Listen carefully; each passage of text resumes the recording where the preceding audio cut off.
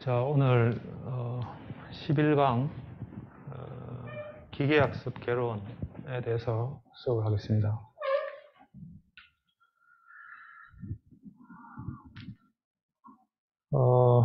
오늘의 수업 내용을 대략 보면 기계학습, 우리가 머신러닝이라고 하는데, 여기서 이제 어떤 토픽들이 있는지, 그러니까 일반적인 우리 모든 문제를 다 해결할 수는 없고, 기계학습이라고 하는 어떤 개념으로 해결할 수 있는 문제 유형이 어떤 것이 있는가를 먼저 보겠습니다. 그리고 학습을 한다는 것은 결국 이제 데이터를 표현하는 방법을 학습한다, 이렇게 해석할 수가 있어요. 그래서 우리는 이제 고차원 데이터를 다루는데, 그 고차원 데이터는 보통 벡터로 표현되거나 혹은 또 매트릭스 형태로 표현이 되고, 그것이 실제 그 데이터의 유형을 보고 그 유형이 어떤 식으로 분포되어 있는지, 그리고 이제 그게 맞춰서 우리 이제 그 데이터를 표현하는 그 방식 혹은 그 레프레젠테이션을 학습한다, 이렇게 생각할 수가 있고, 거기에 이제 많은 경우에는 그 데이터가 워낙 크기 때문에, 그래서 그것을 디멘션을 좀 줄여주는 그런 방법들에 대해서 보도록 하겠습니다. 자, 이 기존에는 우리가 지금까지 그 피처를 생각을 해보면, 그 피처를 시프트라고 하는 방법 혹은 그 시프트를 만들기 위한 어떤 그 일련의 과정을 통해서 어떤 그 피처라고 하는 것을 벡터로 표현했다, 그죠? 128 디멘션의 벡터로. 그렇게 표현하니까, 여러 가지 그 이미지가 변형을 입거나, 혹은 아니면 이제 조명이 바뀌어가지고, 인텐시티가 달라지거나, 이런 여러 가지 상황에 대해서도 굉장히 로버스트하게, 그 해당되는 피처가 뽑히더라. 그리고 그걸 이용해서 우리는 굉장히 다양한 형태의 문제들을 해결할 수 있다, 이렇게 하는 거죠. 그때 그럼 그 피처를 누가 만들었느냐 라고 하면, 이제 사람이 이런 굉장히 다양한 어떤 그 수학적인 개념과 그 다음에 여러 가지 어떤 이런 그 응용에서 생기는 여러 가지 문제들을 해결할 수 있도록 하기 위한 어떤 그런 노하우가 집약돼 가지고 그런 어떤 시프트라고 하는 그런 레프레젠테이션 방법을 이제 아이디어를 내고 만든 거죠. 근데 그러면 그것이 진짜 좋은가? 그럼 또 이제 또 다른 누군가가 이거는 이런 문제가 있고 또 속도도 느리고 이러 하니까 우리 또 새로운 어떤 또 레프레젠테이션 기법을 만들고, 그럼 그렇게 해서 또 피처 벡터를 또 표현하는 방법들을 또 만들고 이렇게 하겠죠. 그런데 이제 그렇게 하지 말고 우리가 원하는 어떤 답은 있는데, 그 답을 만족시켜 주도록 하는 어떤 그 레프레젠테이션을 자동으로 만들어 줄 수 있으면 어떠냐. 그걸 우리가 이제 그 데이터에 최대한 잘 맞는 어떤 의미의 레프레젠테이션을 찾아가는 그 과정들을 우리가 이제 이 머신러닝, 기계학습이라고 이제 이렇게 했는데, 그렇게 하다 보니까 꼭 무슨 이제 말 그대로 이렇게 로봇이 있고, 이 로봇이 책을 보면서 공부하는 이런 형태의 상상을 하지만, 이걸 좀 더 구체화돼서 데이터의 관점에서 봤을 때 그 기계학습이라고 하는 것이 무엇인가라고 하는 조금 구체적으로 살펴볼 수가 있겠어요. 그래서 기계학습에서 주로 이런 두 가지 일들을 하게 되는데, 첫 번째는 이제 데이터를 분석한다, 혹은 데이터를 학습한다. 이 데이터를 학습하는데 주로 이제 이 다음 어떤 세 가지 문제에 대해서 데이터를 분석을 해가지고 분류를 잘 하도록 하거나, 혹은 클러스터링을 잘 하게 하거나, 혹은 리그레이션을 잘 하게 합니다. 그래서 이 세 가지 문제가 이렇게 주어져 있고, 그럼 이 세 가지 문제에 대해서만은 우리 기계학습 기법을 써서 충분한 데이터가 있으면 그 데이터에 대해서 이런 세 가지 응용을 잘 풀 수 있는 어떤 그런 방법을 학습할 수가 있다. 이죠. 그래서 우리가 어떠한 이 개발자가 혹은 소프트웨어를 만드는 사람이 혹은 컴퓨터 비전 알고리즘을 개발자가 난 요 문제는 요렇게 해서 요렇게 풀면 되겠어 라고 해서 그거를 우리가 알고리즘을 설계하는 게 아니라 요 세 개 중에 어떤 문제인가를 보고 그 문제에서 데이터가 주어지면 그 데이터를 가지고 우리는 요 문제 세 가지에 대해서 잘 할 수 있도록 하는 전체 방법을 우리는 이제 기계학습이다. 이렇게 생각하면 되겠어요.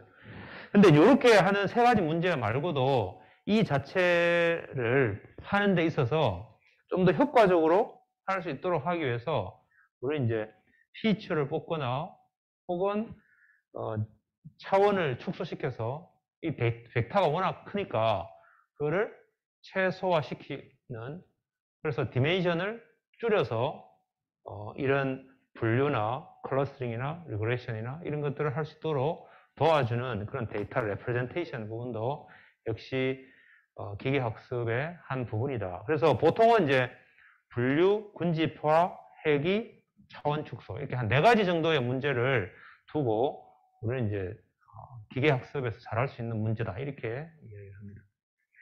그럼 각각에 대해서 보면 클래시피케이션은 인풋 데이터가 주어지면 그 인풋 데이터가 미리 정의되어 있는 클래스들 중에 어디에 속하는가를 찾는 문제다. 이게 우리가 분류 문제다. 클래시피케이션 문제다. 이렇게 하는 거죠.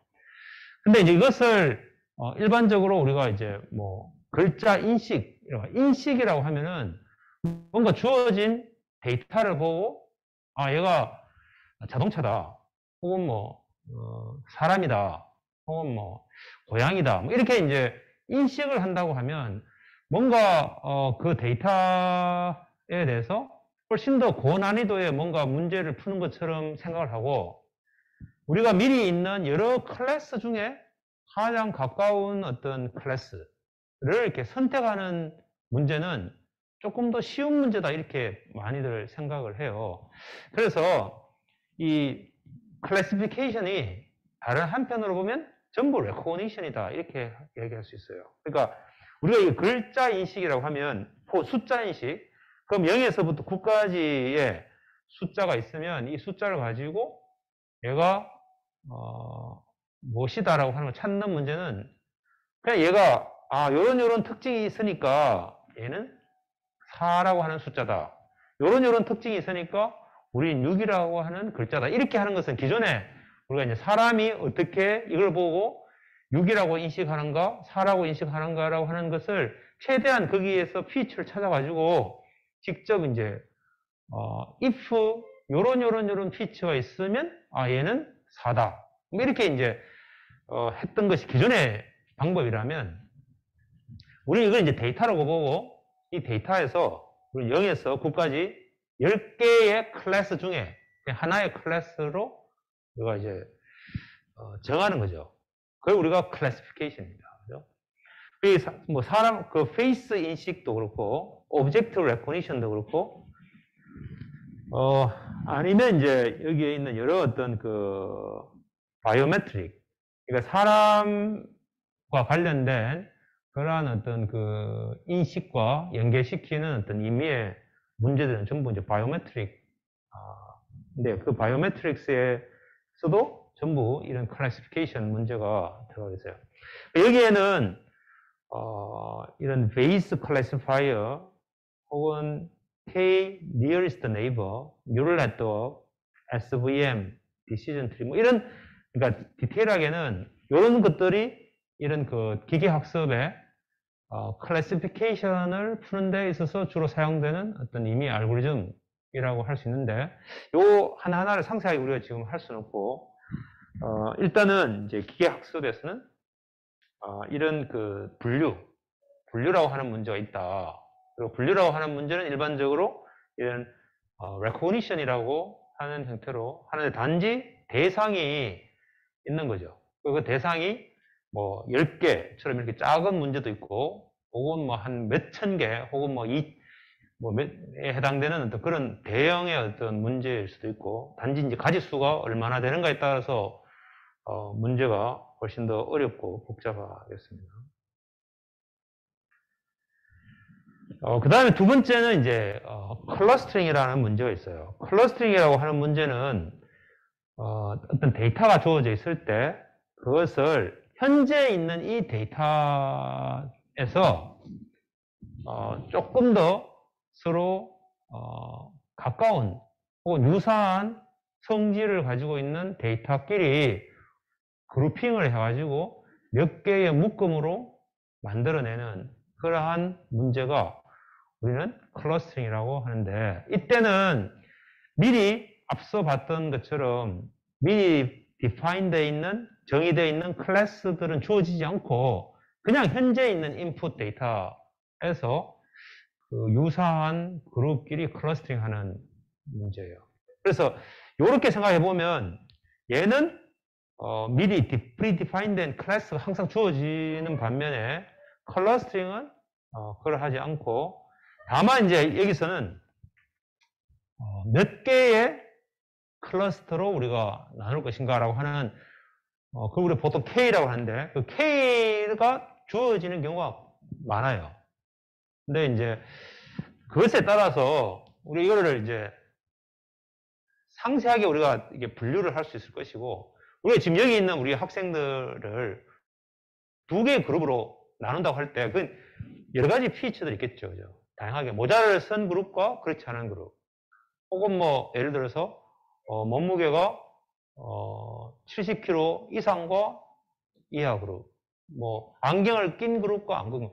뭐, 이거 뭘 기준으로 우리가 이제 그룹핑 할 것인가? 그거는 이제, 또 다른 이슈지만, 우리는 그것이 피처가 무엇인지를 잘 모르겠지만, 어쨌든, 지금 이 학생은 A 그룹이고, 이 학생은 B 그룹이야. 라고 해서 이제 데이터를 계속 주면, 알아서 자동으로 그런 어떤 피처를 학습하도록 하는 게 이제 어떻게 보면 기계 학습이다. 근데 방금 설명한 것은 클래시피케이션이고, 지금 이제 클러스터링은 그런 것들이, 주어져 있지는 않아요. 안경을 꼈다, 안 꼈다, 이런 것들이. 주어지지 않고, 다만, 현재 있는 이 인풋 샘플 데이터들에 대해서 몇 개의 그룹으로 우리가 나누겠다라고 했을 때, 그것을 우리 이제 K-means 클러스터링, mean shift 알고리즘 있고, agglomerative hierarchical clustering 뭐 이런 것들이 있다. 이것도 우리가 나중에 기회가 되면 상세하게 보도록 할게요. 주로 이제 이런 인풋 데이터가 있으면 이걸 가지고 몇 개의 클래스로 나눈다. 혹은 이미지의 이 픽셀 하나하나가 인접한 픽셀끼리 서로 동일한 어떤 그 성질을 갖는 영역으로 나누는 걸 우리가 이미지 세그멘테이션이라고 하는데, 이런 것도 역시 클러스터링의 문제라고 볼 수 있겠습니다. 그래서 우리 이제 클래시피케이션과 클러스터링 이 두 가지만 있으면 굉장히 다양한 컴퓨터 비전의 문제들을 해결할 수가 있을 거예요. 여기서는 이제 셀프 드라이빙 카에 대한 예인데, 여기서 이제 어떤 사물을 찾고 그 사물이 얘는 교통 신호판이다.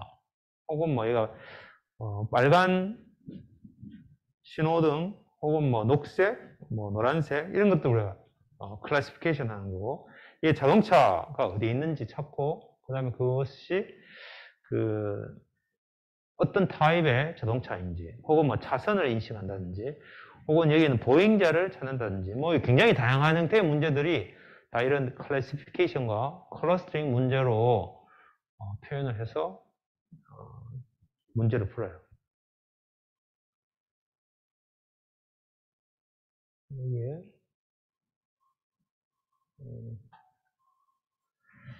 자, 그 다음에 이제 리그레션. 리그레션은 우리가 이제 회귀라고 이렇게 표현은 번역은 되지만, 인풋 데이터가 주어지고 그 다음에 output 데이터가 주어지면 이 두 개의 사이에 어떤 관계 혹은 매핑 펑션을 찾는 그 문제가 우리가 리그레션이다. 그래서 우리가 이제 어떤 얼굴을 보고 나이를 프리딕션 한다 라고 하면 얼굴과 그 다음에 나이라고 하는 인풋과 아웃풋의 어떤 두 사이의 관계를 혹은 매핑 펑션을 찾는 문제죠. 이런 걸 다 리그레션 문제라고 그렇게 해요.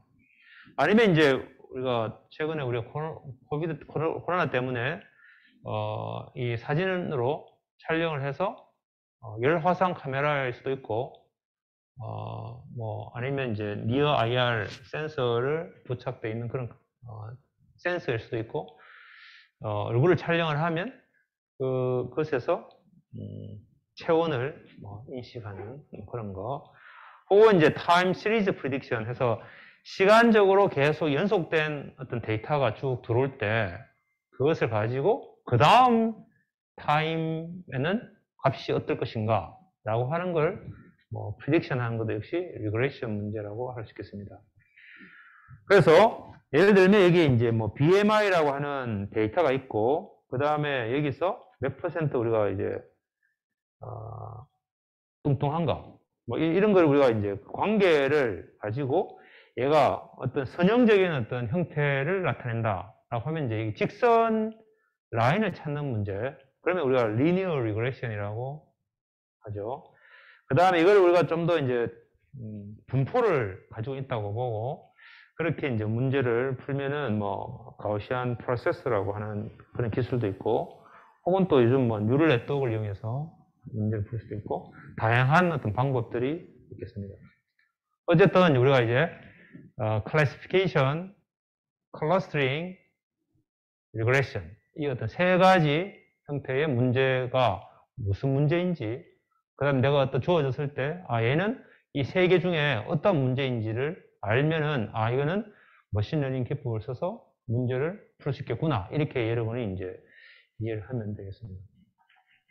그 다음에 이제 아까 봤던 디멘션을 리덕션하는 차원을 축소시키거나 혹은 어떤 인풋 데이터 자체가 워낙 고차원의 데이터이기 때문에 특히 우리 영상을 다룰 때는 영상은 하나의 픽셀 하나하나가 디멘션이에요. 그래서 이제 그렇기 때문에 영상 하나를 고해상도 영상을 찍으면 그 자체가 굉장히 어떤 디멘션이 높은 하이 디멘션의 데이터인데 그 자체를 가지고 문제를 풀면 너무 컴퓨테이션 타임도 많이 들고 그래서 그걸 좀 더 이제 효과적으로 해결할 수 있도록 하기 위해서 이 레프레젠테이션을 학습하는 그런 것들이 있었겠다. 그래서 로 데이터가 있으면 그냥 주어진 입력 데이터가 있으면 그것을 좀 더 컴팩트한 레프레젠테이션으로 바꿔주는 트랜스폼하는 그런 어떤 테크닉이겠습니다. 근데 이제 이럴 때 그러면 어떻게 바꿔주는가 라고 하는 것은 주어진 어떤 특정 태스크에 따라서 그게 가장 효과적인 또 그것을 하기에 제일 유용한 정보들을 계속 가지고 있을 수 있도록 하면서 트랜스폼 하는 거죠. 그러니까 트랜스폼 한다는 말은 결국은 뭔가 정보가 중간에 그 과정 속에서 잃어버릴 수도 있겠죠. 그러니까 그냥 원투원 트랜스폼 하면 다시 인버스가 존재하니까 그냥 그대로 정보들은 다 남아있을 거예요. 그러면 그 디멘션은 굉장히 크겠죠. 그런데 이제 뭔가 원래 고차원에 있는 데이터를 좀 더 저차원의 데이터로 프로젝션 시킨단 말은 결국 어느 형태든지 정보가 잃어버리게 될 거예요. 근데 그 정보가 원래 그 일을 하는 데 있어서 별로 중요하지 않은 정보들은 잃어버리고 중요한 정보들은 계속 유지하면서 그 트랜스폼 해야 되는데 그게 이제 어려운 부분일 거예요. 자, 그래서 거기에는 이제 이 여러 가지 방법들이 있는데 여기에 이제 그 이미지 데이터에 대해서 디멘션 리덕션 하는 거 혹은 피처 익스트랙션 이런 것도 다 이런 그 레프레젠테이션 러닝이다. 그래서 방법은 이제 Principal Component Analysis, PCA라고 해서 가장 중요한 어떤 정보, 가장 중요한 축, 그걸 우리가 찾고 가장 중요한 컴포넌트를 찾아서 그것을 킵하고 그렇지 않은 것은 버리도록 하는 그러한 방법이 우리가 뭐 PCA라고 하는 것도 있고 LDA라고 하는 것도 있고 Manifold Learning이라고 하는 것도 있고 그 다음에 요즘 많이 쓰는 딥러닝을 기법을 써서 Deep Representation Learning 이런 것들이 있을 수 있겠다.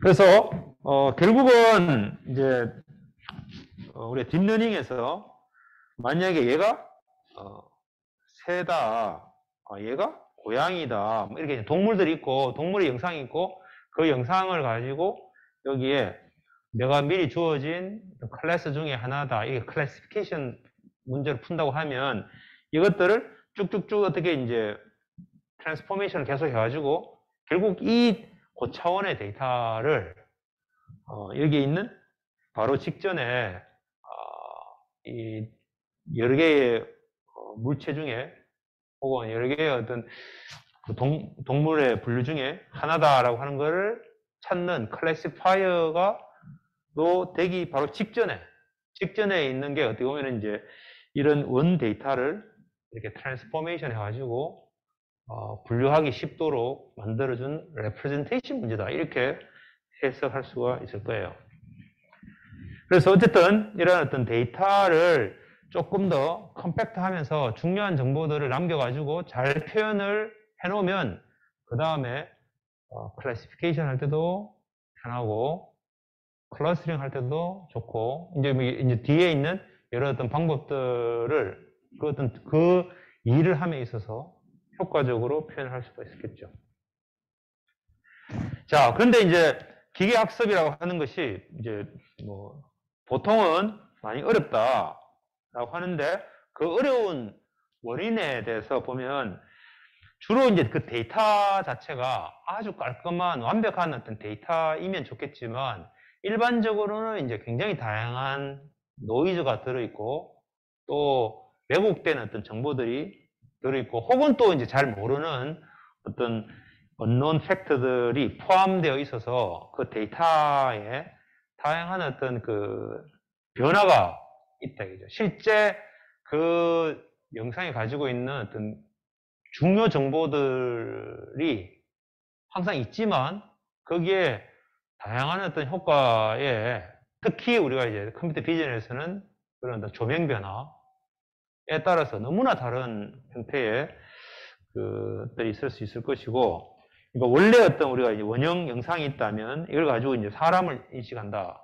그러니까 페이스 레코니션 한다 이러면 거기에는 이렇게 조명이 변하거나 표정이 변하거나 아니면 뭐 선글라스를 꼈다든지 뭐 아니면 또 이렇게 이 얼굴을 돌렸다든지 굉장히 다양한 형태의 어떤 효과들이 포함되어 있는 데이터이기 때문에 그 자체를 가지고 문제를 푸는 게 어렵다. 그죠? 혹은 우리가 이제 이미지넷이라고 해서 뭐 엄청나게 방대한 데이터들을 인터넷에서 혹은 또 굉장히 다양한 소스에서 그 모아가지고 한 2000 몇 개의 클래스로 이렇게 분류를 하고 근데 이제 뭐 이제 그렇게 하는 어떤 데이터도 있는데 이게는 굉장히 다양한 정보들이 포함이 되어 있으니까 이 굉장히 어려운 문제다. 아니면 이제 FW 혹은 뭐 CALFW라고 하는 어떤 그런 데이터베이스가 있는데 이 데이터베이스는 두 개의 얼굴 영상을 주고 그 다음에 이걸 가지고 어떤 얼굴 인식하는데 효과적으로 사용할 수 있는 그런 문제를 푸는데 사용되는 데이터베이스가 있는데 주로 이제 머신러닝은 결국 데이터가 많아야 되니까 그런 것들을 이제 퍼블릭하게 미리 만들어 놓은 구축된 데이터들이 있어요. 근데 그 데이터들을 들어가 보면 굉장히 다양한 어떤 이슈들이 거기에 다 포함이 되어 있다. 그죠? 그래서 CALFW라고 하는 것은 이제 동일한 사람인데 나이가 굉장히 차이가 있는 그런 어떤 데이터 페어들을 가지고 어떤 의미의 문제를 풀도록 하기 위해서 만들어 놓은 어떤 그런 그 얼굴 데이터베이스예요. 그래서 뭐 이런 형태의 어떤 데이터베이스들을 보면, 데이터셋을 보면 기계학습이 굉장히 어려운 이슈들이 그게 내재되어 있다는 것을 알 수가 있겠습니다. 그래서 기계학습 시스템이라고 하는 것 관점에서 봤을 때 전체적인 어떤 구조는 일반적으로 이제 데이터가 있어야 되죠. 그래서 이제 우리가 원하는 어떤 의미의 데이터셋이 있고, 근데 이제 그 데이터셋은 크게 한 세 가지로 나눠요. 그래서 요 데이터는 이제 학습용이라고 하는 것은 이 기계 학습의 학습용으로 주어지기 때문에 그게 이제 어떠한 방식인가에 따라서 얘는 0이야, 얘는 1이야, 이렇게 이제 미리 프리디파인돼 있는 그런 어떤 그 클래스를, 레이블을 정답으로 주고, 얘는 고양이야, 뭐 얘는 더하기, 이렇게 이제 그렇게 레이블을 다 주는 거죠. 그게 이제 우리가 학습 데이터 집합이고, 그 다음에 이제 이 테스트 데이터가 있는데, 테스트 데이터는 크게 이제 두 가지로 나눠가지고 밸리데이션 하는 데이터가 있고, 그 다음에 실제 테스트 데이터가 있어요.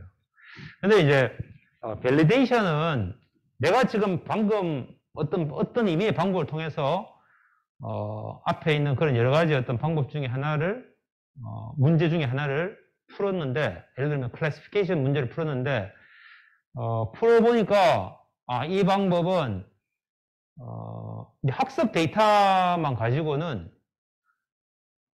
여러분이 이제 시험 치는데 미리 이제 기출 문제들 열심히 봐가지고 이 기출 문제 다 푸는 거예요. 그죠? 다 풀지만, 우리가 이제 내가 얼마나 지금 학습이 잘 되어 있는지를 알려면 정답이 있는 또 다른 문제지를 한번 테스트 해보는 거죠.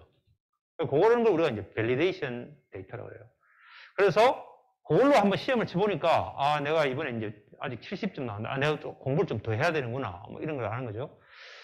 그러니까 이제 그렇게 이제 문제를 학습을 한 결과를 알고, 그 다음에 진짜 이제 이 기계 학습을 한 시스템을 테스트해보는 테스트 데이터인데, 그 보통 테스트 데이터는 정답을 우리가 주어지지 않고 그냥 테스트하는 거예요.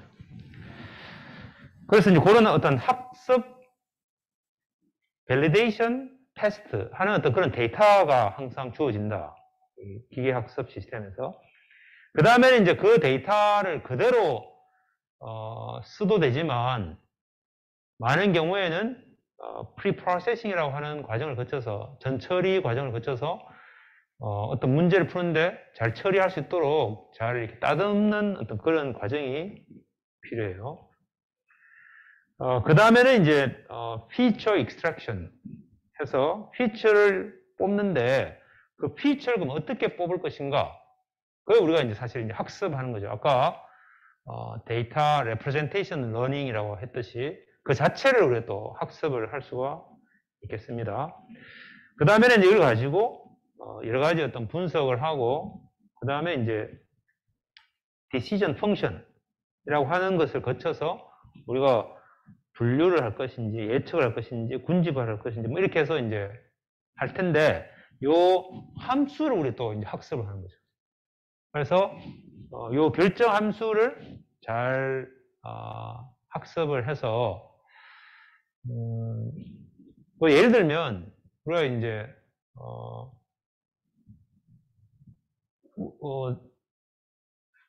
어떤 데이터를 주면 그 데이터를 통해서 이 사람은 비만이야, 이 사람은 이제 저체중이야, 아니면 이 사람은 이제 보통이야, 뭐 예를 들면 뭐 그렇게 분류를 한다고 하면, 그 분류를 우리는 이제 기존 프로그램에서는 몸무게가 얼마 이상이고, 아니면 몸무게와 키의 비가 얼마 이상이고, 뭐 이렇게 이제 그런 걸 다 이제 코딩을 할 텐데, 그렇게 하지 않고 그냥 이 사람의 여러 어떤 데이터들을 벡터화 되어 가지고 있는 그 데이터를 그냥 주고, 이 사람은 비만이야. 이 사람은 보통이야. 이렇게 그냥 레이블을 주는 거죠. 그러면 이제 내부적으로 내가 임의의 어떤 함수가 내부적으로 자동으로 이제 만들어질 텐데 그 만들어진 그 함수에 의해서 인맥이 들어가면 이 사람은 이제 보통이야 라고 이렇게 결과를 냈는데 그 보통이야 라고 하는 것이 실제 정답은 보통이 아니고 만약 비만이다 하면 이 틀린 거죠. 그럼 이 틀린 것을 다 모아가지고 다시 그 틀린 것을 최소화하도록 그렇게 이제 이 결정 함수를 다시 수정하는 거죠. 그래서 이런 어떤 일련의 과정들을 계속 거치면서 우리는 학습 데이터에 대해서 최대한 이 디시전 펑션이 잘 정의되도록 계속 이제 조율하는 일련의 과정이 학습이다. 이렇게 생각하면 되겠습니다. 그래서 보통은 우리 이제 데이터 컬렉션. 왜냐하면 그래서 이것은 전적으로 양질의 좋은 데이터가 있어야지 될 거예요. 그래서 그 데이터 컬렉션이 굉장히 중요한 부분이고, 그 다음에 이것을 어떻게 전처리 과정을 거쳐서 데이터를 변경하는가라고 하는 프리프로세싱도 굉장히 의존적이고, 그 다음에 이걸 이제 우리 데이터 분석을 해가지고 특정한 어떤 특징 추출기, 아까 우리가 데이터 레프레젠테이션 하는 거, 혹은 아까 봤던 여러 가지 세 가지 문제, 분류기나 클래시파이어나 아니면 이제 리그레이션 문제나 아니면 클러스터링 하는 문제나 뭐 그런 것들로 이렇게 문제를 풀어서 그 다음에 이제 실제 성능을 평가해 보니까 성능 평가하는 것은 우리가 학습 데이터를 가지고 할 수도 있고 혹은 뭐 베리데이션 데이터를 할 수도 있고 그렇게 해서 나와 보니까 이게 너무 이렇게 우리가 원하는 정도 수준이 아니다 라고 하면 다시 이 컬렉션과 데이터 프리프로세싱과 어널리시스를 다 약간씩 수정해 가면서 계속 이 방법을 계속 반복하는 거죠.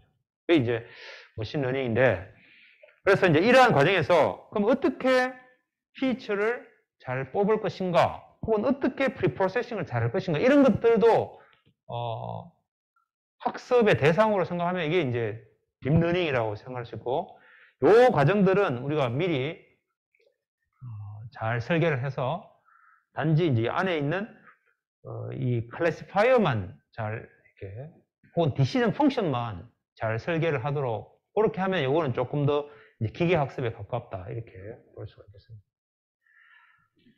자, 그래서 아까 이 성능이 얼마나 좋은가, 얘가 지금 제대로 잘 하고 있는가라고 하는 것을 평가하는 퍼포먼스 이밸리에이션은 여러 가지가 있는데, 그래서 이 학습 시스템에서 특히 주어진 데이터셋, 항상 주어진 데이터셋에 대해서 열심히 잘 하는 거죠.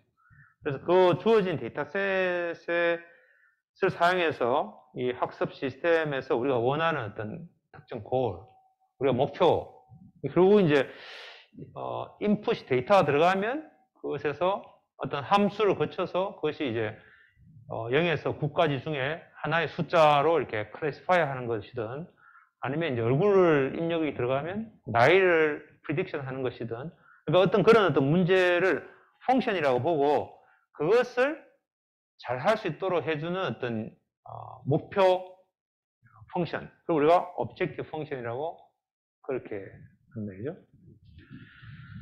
그러면 그렇게 해서 우리가 타겟 아웃풋, 실제로는 얘가 0이라 해야 되는데 우리가 이제 그 학습 데이터는 답이 있으니까 그 타겟 아웃풋과 그 다음에 실제 이 학습된 시스템을 통해서 objective 펑션을 통해서 들어가서 나온 어떤 결과, 이 두 개가 다르다. 그러면 이제 그 차이가 이제 우리가 만약에 차이가 없으면 에러가 없는 거고 차이가 크면은 에러가 큰 거죠. 그래서 이걸 우리가 에러 펑션 혹은 코스트 펑션 혹은 로스 펑션 이렇게 해서 이제 이 값이 크면은 우리 지금 제대로 지금 학습이 잘 안 된 거니까 또 그것을 최소화시키도록 우리는 이제 이 펑션을 수정을 가하게 되겠습니다.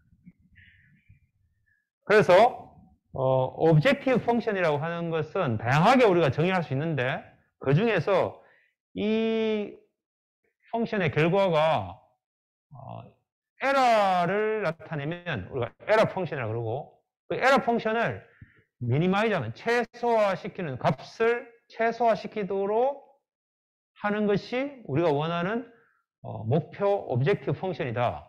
이렇게 할 수 있겠죠. 그래서 에러 펑션도 일종의 이제 오브젝티브 펑션 중에 하나의 가장 대표적인 오브젝티브 펑션 중에 하나다. 이렇게 할 수 있겠습니다. 그래서 우리가 원하는 어떤 의미의 목적을 수행하는 데 있어서 그 자체를 어떤 오브젝티브 펑션이라고 하는 형태로 표현하고 그 오브젝티브 펑션의 값을 최대화하도록 혹은 또 만약 그것이 에러 펑션이라면 혹은 로스 펑션이라면 그 값을 최소화시키도록 하는 형태로 이제 계속 학습을 하게 된다죠.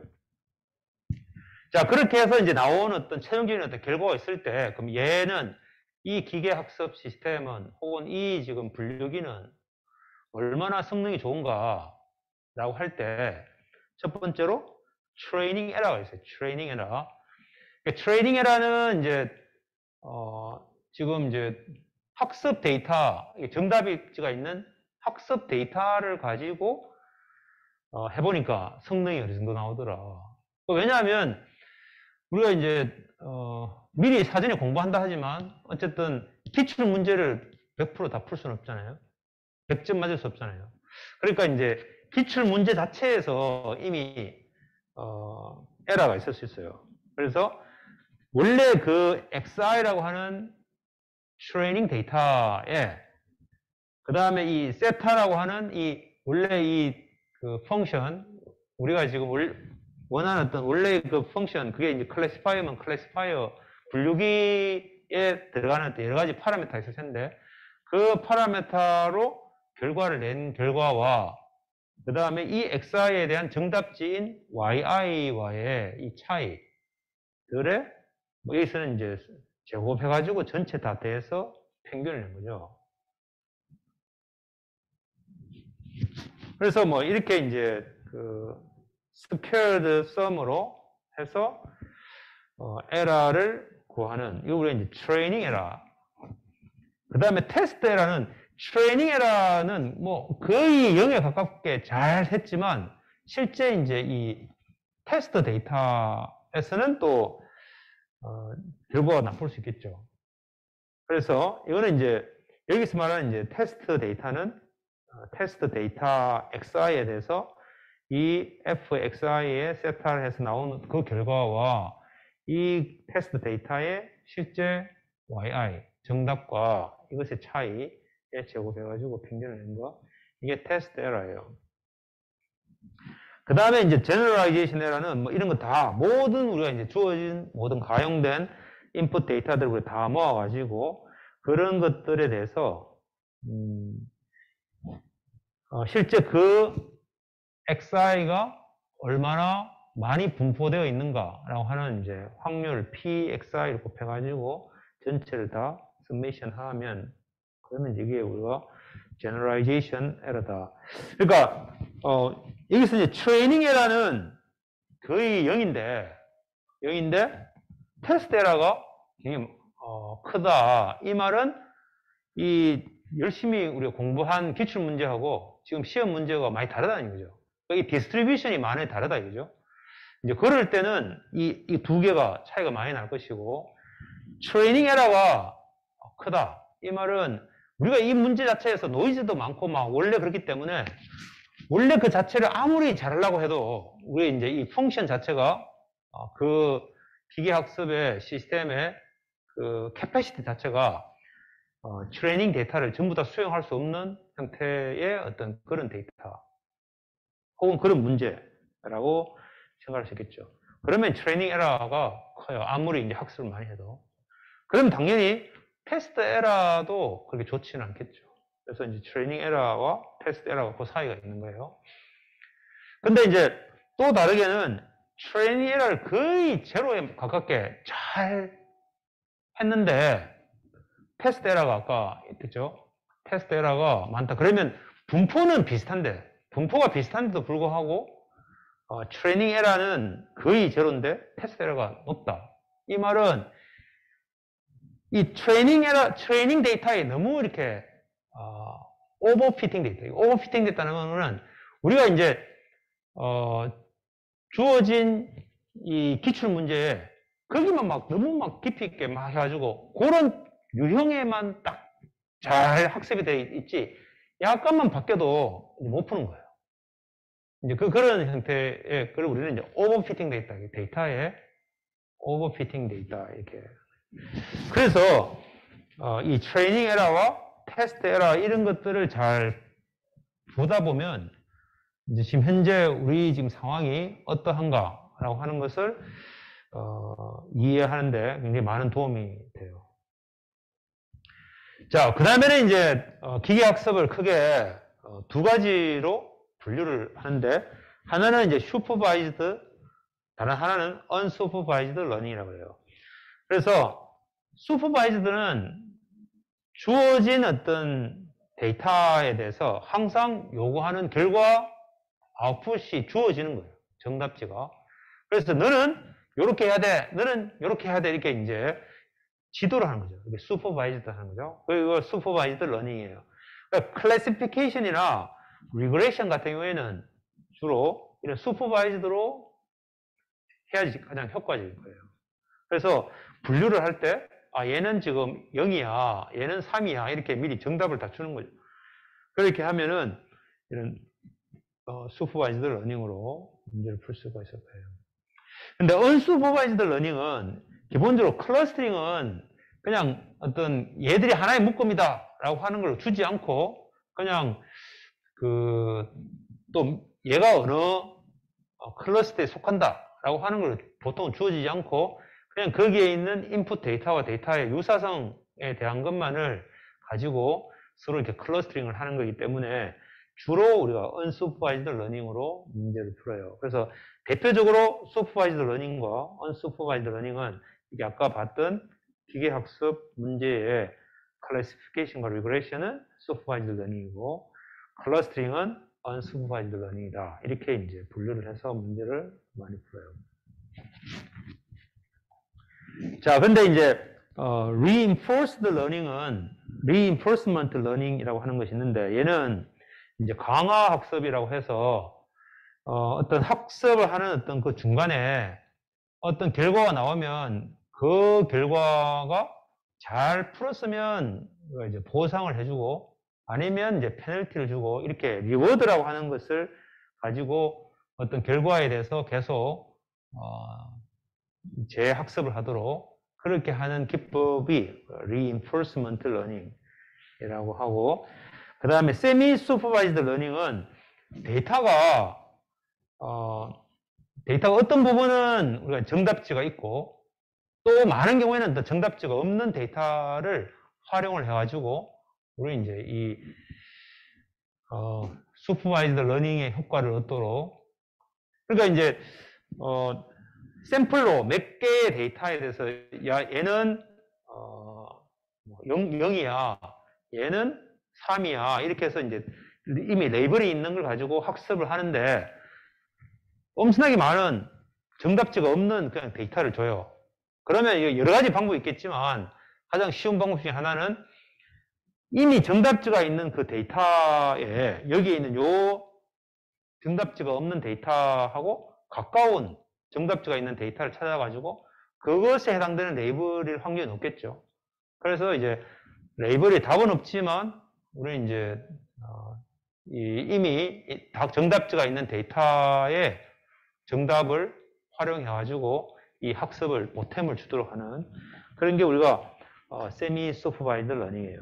그러니까 어쨌든 이 데이터 정답지를 만드는 일들 자체가 굉장히 어렵고 또 항상 매번 누군가가 정답을 알려줘야 되는 반면에 이렇게 이제 세미 슈퍼바이드 러닝이나 혹은 조금 더 이제 위클리 슈퍼바이드 러닝, 셀프 슈퍼바이드 러닝 이런 것들을 사용을 하면 데이터가 레이블 되지 않은 정답지가 없는 그런 어떤 데이터들을 활용을 하면서 좀 더 이제 데이터가 풍성한 그런 효과를 얻을 수가 있겠다. 그래서 이런 다양한 형태의 그런 타입의 기계학습 방법들이 있다. 자, 그러면 이제 기계학습에서 데이터 레프레젠테이션은 이제 어떻게 하는가? 우선 데이터라고 하는 것은 이제 이 랜덤 벡터라고 해서 결국 이제 벡터라고 하는 것은 여러 개의 디멘션, 여러 개의 어떤 그 엘레멘트를 가지고 있는 하나의 어떤 이 고차원상의 하나의 어떤 점이라고 생각할 수 있겠어요. 근데 그 해당되는 그 항이 하나하나가 다 이 랜덤 베리어블로 해서 그냥 임의의 그냥 모든 첫 번째 엘리멘트에 나올 수 있는 모든 경우의 수 혹은 모든 어떤 경우의 값의 범위 그에 따라서 어떤 임의의 어떤 랜덤한 어떤 값을 가지고 있고 두 번째 항에 대해서도 그렇고 해서 n개의 차원의 n 차원의 어떤 그러한 어떤 벡터로 우리는 데이터를 일반적으로 해석을 해요. 그래서 하나의 어떤 싱글 데이터라고 하는 것은 m개의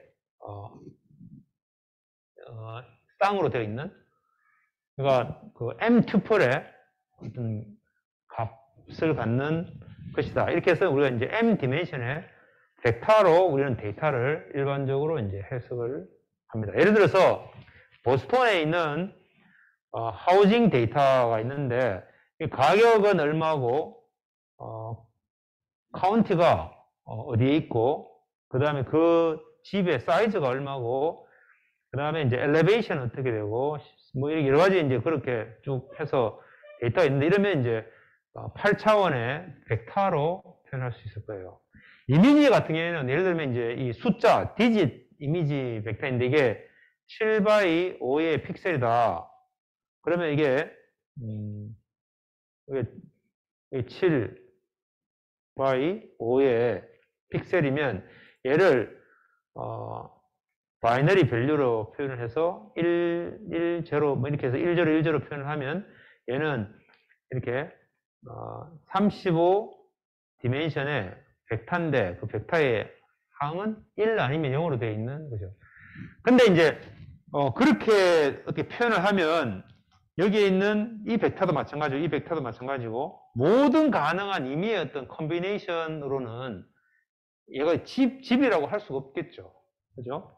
숫자도 마찬가지. 숫자도 여기에 어떤 임의의 어떤 0, 1, 0, 1의 막 조합으로 막 하면 이거는 그냥 노이즈지 실제 우리가 생각하는 값 5 이렇게 이제 숫자의 데이터가 아니죠. 그러니까 그래서 원래 디멘션은 굉장히 큰 차원이지만 실제 거기에서 우리가 의미 있는 어떤 임의의 어떤 데이터 그룹은 굉장히 제한되어 있는 그런 형태예요. 근데 거기에 어떤 정보가 포함이 되어 있으니까 걔가 얘는 숫자로 인식이 되고 나머지는 얘는 글자도 아닌 임의의 그냥 노이즈다 이렇게 해석하는가 그런 것들을 우리가 이제 학습을 통해서 표현을 하고자 하는 거죠. 그래서 m개의 픽셀이 있는 어떤 이미지라고 하는 것을 원래는 이게 이제 이 벡터로 표현을 하면 원래 이제 이미지는 요 픽셀과 요 픽셀, 인접한 픽셀 간의 어떤 관계가 있는데 이거를 1차원으로 쭉 뿌려버리면 실제로 요 픽셀과 요 픽셀의 관계가 굉장히 밀접함에도 불구하고 얘는 굉장히 멀리 떨어져 있는 어떤 엘리멘트로 표현이 돼서 그래서 이렇게 표현을 하는 것 자체가 별로 좋진 않지만 우린 뾰족하게 다른 방법이 없어요. 그래서 이렇게 이제 1차원으로 많이 표현하게 된다. 그래서 m 픽셀 가진 이미지가 있으면 얘는 m 디멘션 공간상의 어떤 한 점으로 표현을 할 수 있겠다. 이게 이제 금방 와닿지가 않지만 우리는 이걸 이제 이렇게 해석을 할 수 있어야 돼요. 그래서 우리가 이제 3차원까지는 우리가 표현을 할 수 있지만 여기 있는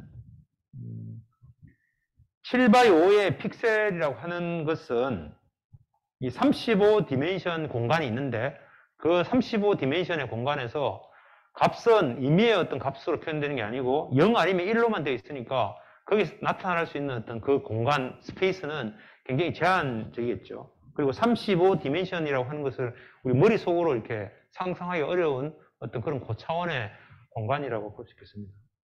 거기에 한 점으로 우리는 항상 데이터를 표현할 수가 있겠다.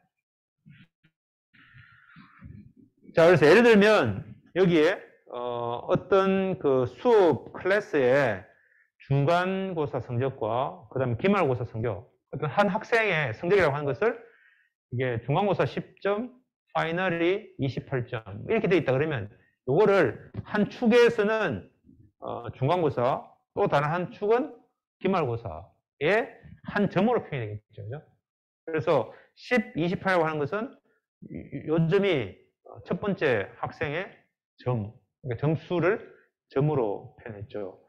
그래서 이런 것들을 우리가 공간상에다가 쫙 뿌려보면 이 데이터가 어떤 분포를 갖는가라고 하는 것을 볼 수 있겠어요.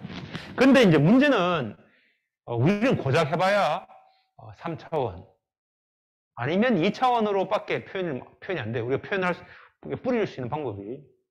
그래서 그게 우리가 가지고 있는 한계예요.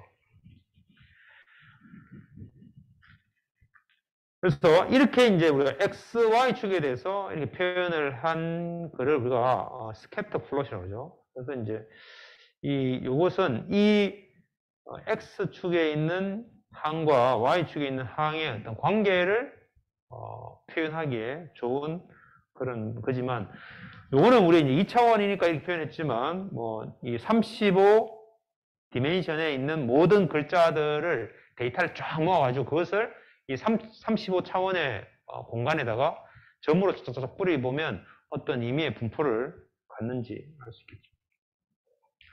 자, 그러면 결국 그런 하이 디멘션의 한 점으로 표현이 되니까, 그러면 이 점과 이 점이 얼마나 멀리 있는가, 그러니까 이 두 개의 데이터가 가까우냐 뭐냐 뭐 이런 것들을 우리가 해석할 수 있겠죠. 그걸 우리가 디스턴스라고 표현해요. 여기서는 이제 이미지라고 얘기했지만 일반적으로 우리가 이제 머신러닝 데이터에서 하나의 데이터와 다른 하나의 데이터 사이에 얼마나 멀리 있는가, 그런 어떤 디스턴스라고 하는 것을 가장 대표적으로는 이렇게 두 가지 방법을 많이 써요.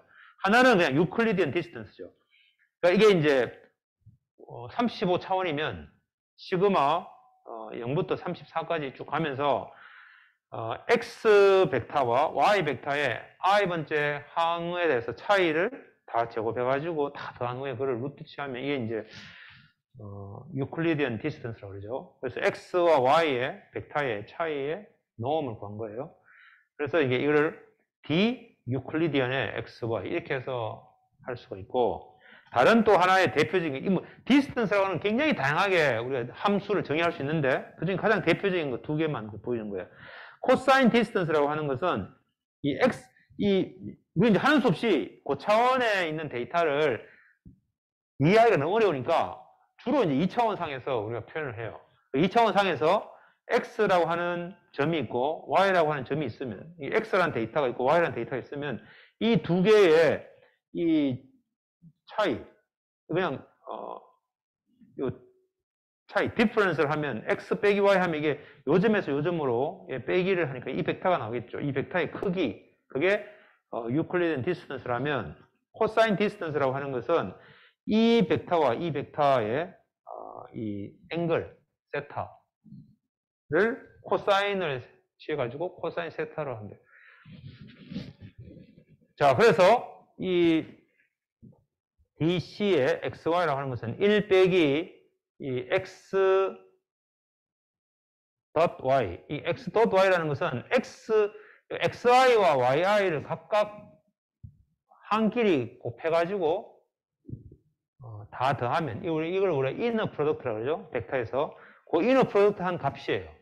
각각의 항에 대해서 다 곱해가지고 더한 건데, 그것은 어떻게 표현되는가 하면 x의 크기, x의 놈, y의 놈 곱하기 코사인 세타로 표현이 돼요. x.y라고 하는 것은. 그래서 x.y라고 하는 것을 x놈과 y놈으로 나누면 얘가 바로 x와 y라고 하는 벡터의 그 사이의 앵글 세타의 코사인 세타로 표현이 돼요. 얘가. 그래서 1 빼기 코사인 세타니까 만약에 세타 0이면 코사인 세타는 1이니까 1 빼기 1 해가지고 0이 되고 90도면 1이고 180도면 2예요. 자, 180도라는 말은 두 개의 데이터가 정반대에 있다는 거죠. 그래서 이제 이것에 이 방향으로 크기는 상관하지 않고 그냥 이 두 개가 얼마나 벌어졌는가라고 하는 것을 나타내요. 자, 그래서 여기 이 링크에 따라가면 우리가 이제 콜랩 파일이 있는데 이게 다예요. 그래서 만약에 이 아인슈타인의 이미지와 이걸 그냥 단순히 화이트화 해가지고 밝게 만든 이 이미지가 있을 때 이 두 개의 difference라고 하는 것을 혹은 distance라고 하는 것을 유클리언 디스턴스와 코사인 디스턴스 두 개를 값을 그래가지고 출력하는 예예요. 그래서 뭐 한번 코드를 보고 이해를 해보면 근데 여기 이제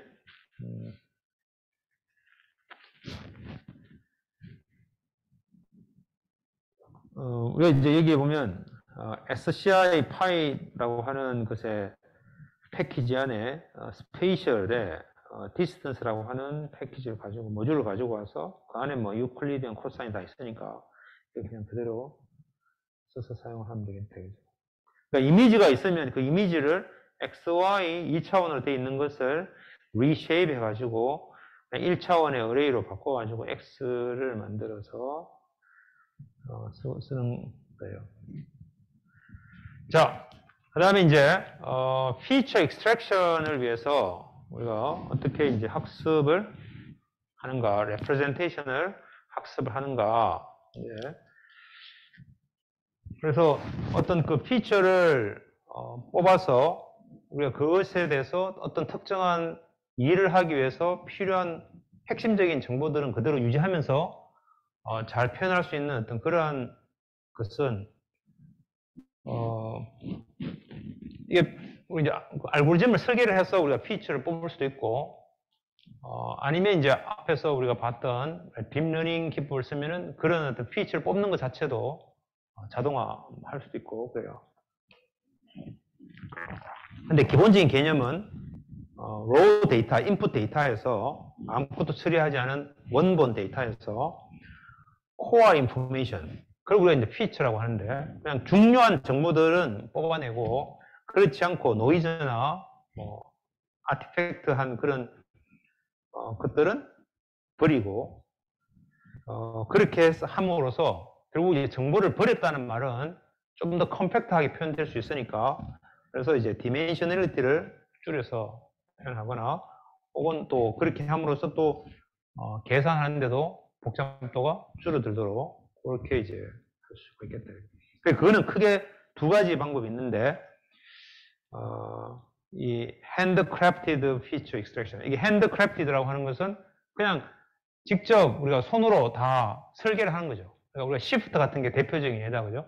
그래서 그런 어떤 피처를, 레프레젠테이션을 잘 만들어서 개발자가 직접 어떤 문제에 잘 맞게 설계를 하는 그런 어떤 피처가 있을 수 있고, 아니면 이제 statistical feature extraction이라고 해서 이게 이제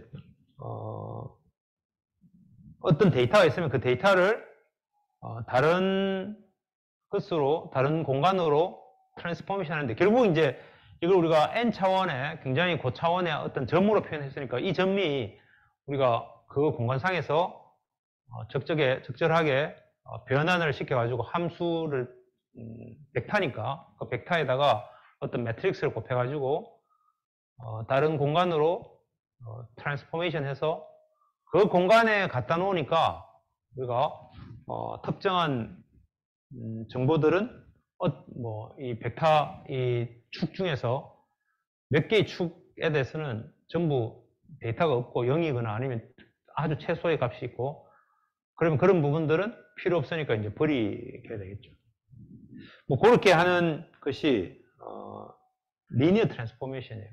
그러니까 우리 이제 벡터가 있으면 벡터에다가 행렬을 매트릭스를 곱하는 것 자체가 우리가 리니어 트랜스포메이션이니까, 그리고 리니어 트랜스포메이션을 통해서 하는 방법인데, 그러면 그때 그 리니어 트랜스포메이션 매트릭스를 어떻게 설계할 것인가? 그게 이제 데이터를 이용해서 하는 거기 때문에 이게 이제 그 트랜스포메이션을 학습한다 이렇게 얘기하는 거죠. 아니면 이제 난리니어한 트랜스포메이션이 있는데, 그 난리니어한 트랜스포메이션은 우리가 이 PCA라고 하는 걸 이용해서 하는 데 있어서 그게 리니어 트랜스포메이션인데, 어떤 커널이라고 하는 어떤 함수를 하나 먼저 거쳐가지고 난리니어한 함수를 먼저 거쳐서 그 공간에서 이런 리니어 트랜스포메이션을 해서 하는 뭐 그런 뭐 방법이 있고, 아니면 이제 딥러닝 기법을 써서 하는 거, 뭐 그런 것들이 다 여기에 해당돼요. 핸드크래프티드 피처 익스트랙션 우리 이미 몇 가지 했었죠. 예를 들면 뭐 이 고양이가 있으면 여기서 엣지 찾는 거, 이건 또 우리가 설계를 한 거죠. 그래서 이제 그 캐니 엣지 오퍼레이터 뭐 이런 거, 그런 것들 다 이제 설계를 한 거예요. 아니면 이제 여기서 특정한 어떤 패치들에 대해서 찾아가지고 그것에 대해서 우리가 표현을 하는 거, 뭐 시프트 같은 거, 혹은 뭐 도브 오퍼레이터 이런 것들 다 우리가 이제 알고리즘을 통해서 수학적으로 해석을 해서 가장 의미 있는 어떤 그런 정보라고 하는 게 요런 조건을 만족하는 게 가장 중요한 정보다 이렇게 정의를 하고, 그것을 수학적으로 잘 디파인 해가지고 레프레젠테이션을 찾아내는 과정이 다 핸드크래프티드 피처 익스트랙션이에요. 자, 근데 이제 statistical feature extraction이라고 하는 것은 결국 이제 어떤 그 피처들, 그러니까 어떤 데이터들을 보고 그 데이터들이 어떤 분포를 갖는가, 그런 어떤 통계학적인 어떤 성질들을 이용해 가지고 거기서 노이즈는 무엇이고 또 필요한 어떤 중요한 정보는 무엇이다라고 하는 것을 정의를 하고, 거기에 맞춰서 우리가 이제 트랜스포메이션 해서 로우 디멘션의 피처 벡터를 찾아가는 어떤 그런 일련의 과정들이 statistical feature extraction이다. 그러니까 대표적인 예는 이렇게 m 차원의 데이터 x가 있는데, 이것을 m by d라고 하는 트랜스포메이션 매트릭스 w를 곱하면 d라고 하는 벡터가 나오겠죠. 그죠? 그래서 m 차원의 데이터 x를 w를 곱해서 근데 이제 이때 w에 트랜스포즈 해서 이 d by m이 되겠죠. w에 트랜스포즈 하면 d by m이 되죠. d by m에다가 m 디멘션의 벡터를 곱하면 y가 d 디멘션의 벡터가 나오겠어요. 이것에 대한 것의 의미가 뭔가 하면은 결국 이 x라고 하는 것이 있으면 이 x를 이 w라고 하는 방향으로 얘를 이제 프로젝션 시켰을 때의 요 길이, 이게 이제 y가 되겠다. 그래서 그것을 이 w라고 하는 것이 m by d니까 트랜스포즈 하면 d by m인데, 그래서 이제 d 개의 그런 w가 있고, 그 w 방향으로 이 x를 이너 프로덕트 한 것처럼 돼서 그게 바로 이렇게 프로젝션 시키는 효과가 있어요. 자, 그래서 이제 그 예를 든 건데 아주 간단한 예예요. 이 3차원 공간상의 x가 이렇게 공간이 이렇게 파란색 점으로 표현이 되어 있는 그런 3차원 공간의 점이 있어요. 이거를 우리가 실제 어떤 피처는 2차원으로 바꾸고 싶다. 바꿀 수 있는 방법이 굉장히 다양하게 있지만 여기서는 아주 심플한 예로 이 WA, WB, WC를 그냥 대표적으로 3개만 딱 가지고 왔어요. 얘가 WA는 아까 봤듯이 이게 이제 그 W가 M by D죠. 그래서 M by D니까 M이 이게 3이고 내가 새롭게 2차원으로 바꾸고 싶은 D가 2인데, 그러니까 3 by 2의 매트릭스 1, 0, 0, 1, 0, 0 이렇게 이제 하나를 쓰고, 얘는 0, 0, 1, 0, 0, 1 얘는 뭐 1, 0, 0, 0, 0, 1이죠. 그럼 이때 이제 요게 WA에 트랜스포즈 하면 얘가 이제 바뀌어가지고 100, 100, 010이라고 하는 두 개의 W 벡터가 생기죠. 100, 010.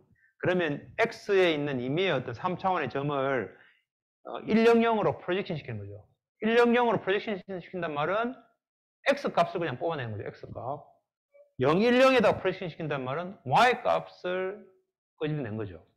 그러니까 결국은 WA의 트랜스포즈를 X에다가 곱한다는 말은 결국 XY 플레인에다가 프로젝션을 시킨 거예요. 그러니까 얘를 저 하늘에서 Y축, G축에서 밑으로 그냥 다 이게 프로젝션 시킨 형태가 되겠죠. 그래서 이 데이터가 굉장히 복잡해 보이지만, 원래는 이렇게 서클상에 존재하는데, 다만 노이즈가 G축으로 약간씩 있어서 있다 이거죠. 그럼 얘가 노이즈고 나머지 이 XY에 해당되는 값은 굉장히 중요한 정보다. 그리고 원래 이 데이터가 그런 성질을 가지고 있었으면 이렇게 표현하는 게 가장 완벽하겠죠. 그런데 만약에 내가 다른 방식으로 이 WB라고 하는 행렬로 곱해가지고 하면은 얘는 이제 Y와 G축으로 프로젝션 시킨 거예요. 얘는 X축과 G축으로 프로젝션 시키고. 그래서 해보니까 여기에 일관성 있는 어떤 데이터가 없는 거죠. 그 얘도 마찬가지고. 그래서 이게 이제 얘는 아주 원래 우리가 원하는 어떤 피처를 잘 뽑았다. 뭐 예를 들면 이렇게 얘기할 수 있는데, 이것은 어떤 데이터이고 어떤 문제이냐에 따라서 그게 의존적이지. 우리 이걸 딱 데이터를 보고 얘는 원래 이 XY 플레인상에 있는 이런 서클로 되어 있는 데이터야 라고 하는 걸 우리가 알 수는 없어요. 그러니까 이걸 이제 어떻게 그러면 효과적으로 잘 알 수 있겠는가 라고 하는 게 이제 중요하죠. 그래서 그 중에 이제 하나로 가장 많이 쓰이는 가장 간단한 방법 중에 하나가 Principal Component Analysis예요. PCA.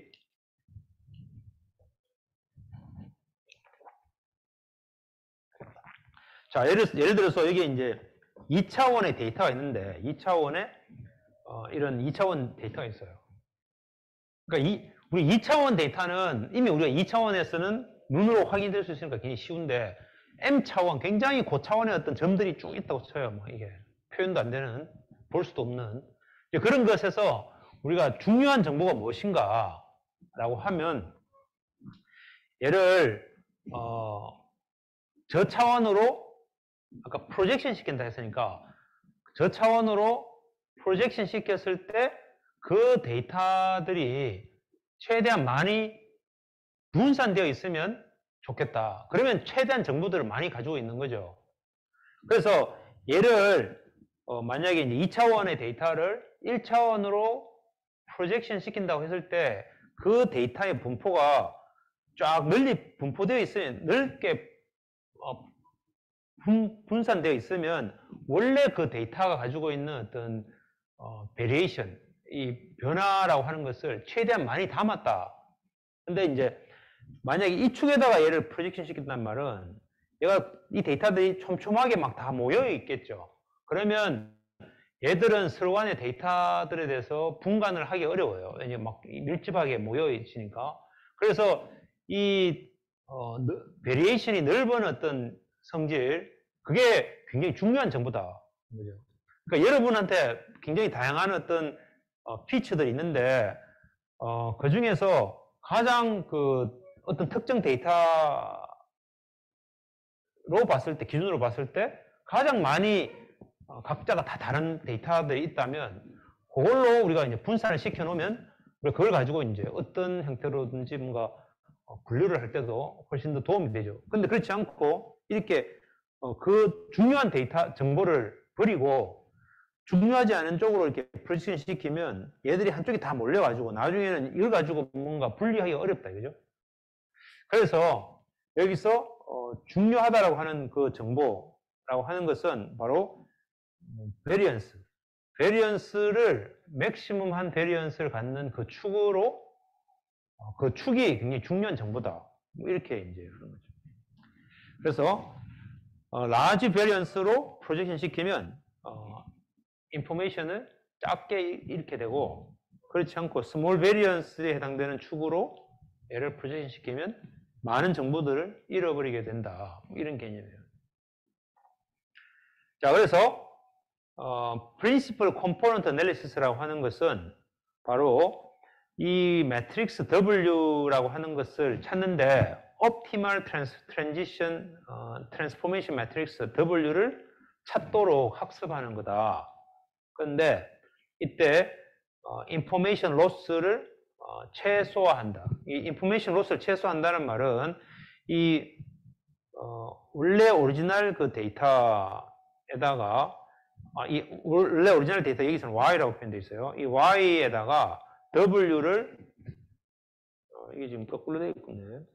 원래 X에다가 그러니까 이걸 보면 되겠네요. 원래 X에다가 W의 트랜스포즈 한 거를 곱해가지고 새로운 데이터 YN을 더하게 되는데 이 YN에 이 W 트랜스포즈라고 하는 것을 양쪽에다가 W를 곱하면 W 곱하기 W 트랜스포즈가 만약에 이 얘가 오소노멀한 그런 매트릭스면 그러니까 이게 이제 조금 이 리니어 엘지브라를 좀 알아야지 쉽게 설명이 되는데 어쨌든 W와 W 트랜스포즈가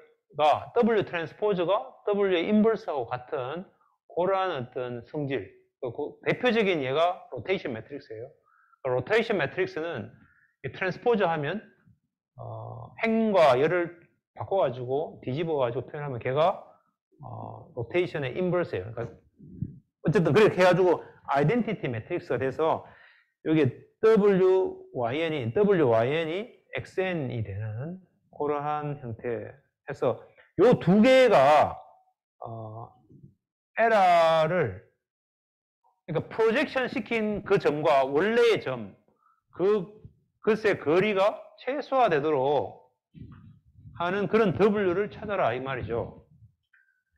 자, 그 말은 여기에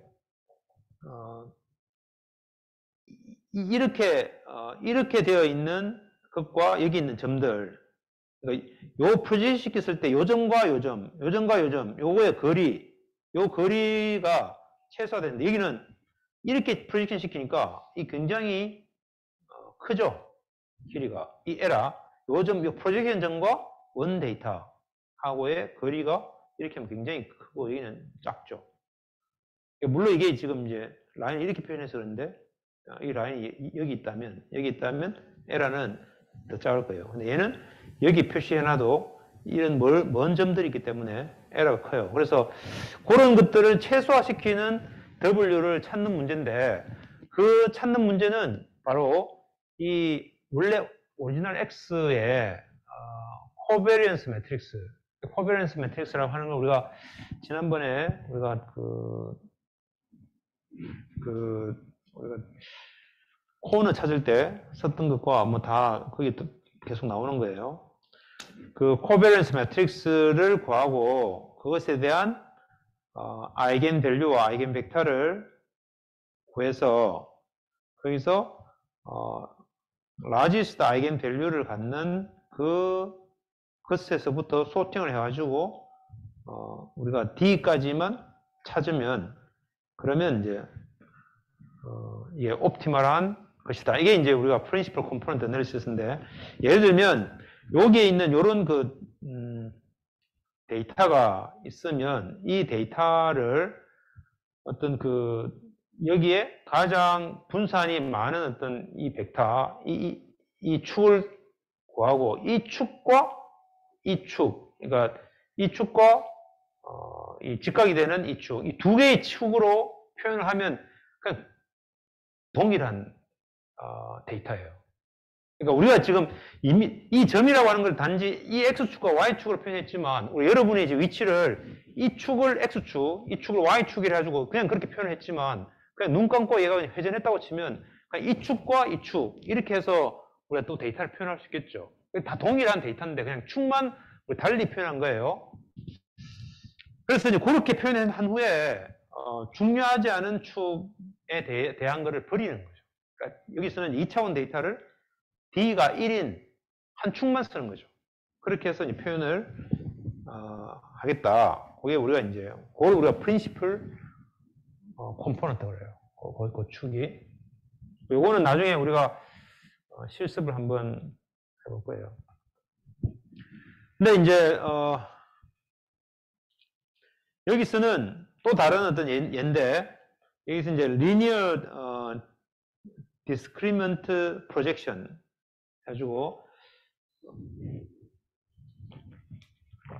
데이터가 있을 때 그 데이터에 레이블이 주어지면, 앞에 거는 우리가 레이블이 주어지지 않고 그냥 모든 건 다 동일한 하나의 그룹의 데이터를 했는데, 여기서는 데이터에 레이블이 주어지면 그 레이블 안에 있는 애들끼리는 서로 가까이 있도록 트랜스포메이션이 정의되고, 레이블이 다른 애들끼리는 멀리 떨어지도록 하는 그런 어떤 트랜스포메이션 매트릭스를 구하자. 이게 이제 LDA예요. 자, 근데 이제 만약에 방금처럼 여기서 보면 이제 그래서 레이블이 같은 애들끼리는 요 한쪽으로 모여 있고 나머지는 이제 멀리 떨어지는 그런 예를 본 거예요. 이제 만약에 PCA를 적용시키는데 얼굴 이미지에다가 적용시키겠다 라고 하면, 여기 이제 우리 이미지가 50 by 40 픽셀이니까 이게 이제 200 디멘션이죠. 그러니까 이 이미지 하나하나가 다 200 차원의 한 점이라고 보는 거죠. 그러면 그걸 가지고 가장 분산이 많이 되는 축을 찾는 거죠. 그 다음에 또 그 다음 분산이 많이 되어 있는 축 찾고, 뭐 이렇게 이제 쭉 찾아가지고, 그래서 이제 표현을 하면 이렇게 그렇게 만든 코베런스 매트릭스에서 아이겐 밸류와 아이겐 벡터를 찾아서 그 다음에 이제 여기에 각 해당되는 이 아이겐 밸류를 전체 다 대가지고 그걸로 m까지에 대해서 아이겐 밸류를 다 더한 걸 b를 구해가지고 표현을 해보니까 이렇게 쭉 아이겐 밸류 값이 쭉 이게 떨어진다, 그죠? 그래서 이때 이제 아이겐 밸류가 어느 정도 큰 애들만 남겨놓고 나머지는 여기는 별로 의미가 없기 때문에 이제 버리게 되겠어요. 그렇게 해서 D를 한 15까지 하면은, 원래는 이게 200 디멘션인데 15 디멘션으로 축소해가지고 표현을 할 수가 있다, 그죠? 그래서 이제 방금 이 전체 아이겐 밸류의 전체 썸 분의 그 디멘션까지의 썸을 한 그 결과를 가지고 표현을 해보면 대략 0.95 혹은 뭐 0.98 뭐 요 정도의 범위에서 끊어서 쓰거나, 아니면 이렇게 아이겐 밸류의 값을 가지고 가장 큰 애가 8쯤 되고 점점 줄어들어서 급격하게 떨어지는 요 점을 찾아서 쓰면 되고 뭐 그래요. 자, 그렇게 해서 이제 아이겐 벡터를 다시 이미지로 표현해가지고 그림을 그려보면 이렇게 돼요. 그래서 여기에 이 성분이 가장 많다, 이죠. 이 성분. 그 다음에 요 성분인데, 이게 그냥 무슨 유령처럼 보이지만, 어쨌든 얼굴 이미지들을 가지고 쭉 표현해보면 이렇게 아이겐 벡터를 표현할 수가 있다, 그죠? 자, 그래서, 아까 이 W 트랜스포즈가 W하고 인버스의 관계가 있는 그런 매트릭스 우리가 오소노멀 매트릭스라고 하는데, 그래서 Y가 W 트랜스포즈 X에서 X를 W 트랜스포즈에다 곱해가지고 새로운 어떤 디멘션 Y 데이터를 만든다 하면, 이 양쪽에다가 W를 곱해가지고 Y가 X 이렇게 해서, 이 X라고 하는 오리지널 이미지는 이 WY로 되는데, 이 Y라고 하는 것에 Y1, Y2, Ym에 요 W1, 2M까지의 벡터에 이 Y만큼 웨이팅해 가지고 더한 것이 돼요. 그러니까 무슨 말인가 하면, 우리가 원래 1, 0, 그 다음에 0, 1이라고 하는 이 두 개의 벡터에 대해서 여러분이 데이터 위치 값이 표현이 되어 있는데, 이 축이라고 하는 새로운 축, 얘가 만약에 이제 1, 1이라고 하는 축과 그 다음에 이제 마이너스 1, 1이라고 하는 이 두 개의 벡터로 여러분을 다 표현할 수 있는 거죠. 그래서 그 중에 1 마이너스라고 하는 걸 버리고 그냥 1, 1이라고 하는 벡터로 여러분을 다 표현하는 거죠. 그러니까 여기에 여러분은 이제 프로젝션 됐을 때 값 해당되는 그 값 1차원 값으로 표현이 되는 거예요. 2차원이. 그래서 어떤 이미지가 있으면 이 이미지는 아까 봤던 아이겐 페이스라고 하는 아이겐 벡터에 그곳에 요 y1, y2, y3, y69 이건 69까지 한 건데 그렇게 해서 표현한 것이다. 그러면 이제 원래 있는 오리지널 데이터하고 비슷하죠. 이 말이 원래의 데이터가 원래는 이게 200 디멘션인데 69개의 값으로만 해도 굉장히 비슷한 이미지를 만들어낸다. 이런 의미거든요. 그래서 이때 이걸 우리가 아이겐 페이스라고 그렇게 해요. 그러니까 결국 아이겐 페이스라고 하는 것은 PCA 기법을 쓰는데 그 데이터가 얼굴일 때 쓰고요.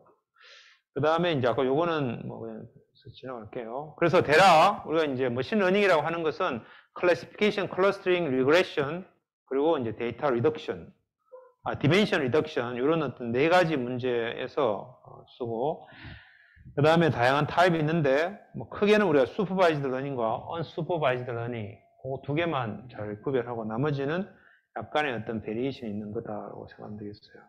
그 다음에 이제 데이터 레프레젠테이션 러닝에 대한 것도 우리가 배웠어요. 자, 그래서 오늘 우리 수업은 이것으로 마치겠습니다.